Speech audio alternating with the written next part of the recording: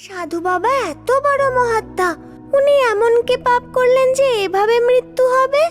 উনি এই জন্মে কোনো পাপ করেননি, কিন্তু তার আগের জন্মের পাপের ফল তিনি এই জন্মে ভোগ করছেন। উনি কি পাপ করেছিলেন?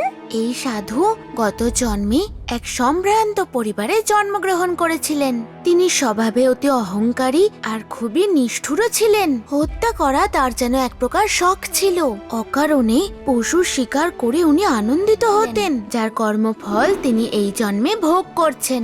উনি পূর্ব জন্মে 22টি জীব হত্যা করেছিলেন, যার ফলস্বরূপ ওনাকে সেই জীবেদের হাতেই 22 বার তাকে মৃত্যুবরণ করতে হবে।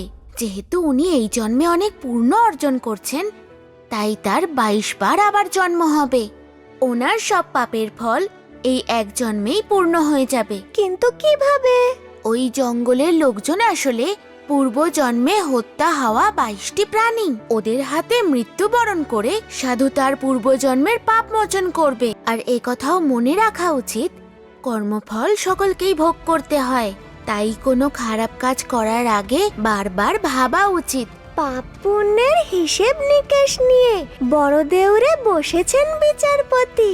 পাপ কর্ম থেকে থাকো তুমি দূরে, ভালো কর্ম করে যাও দিবার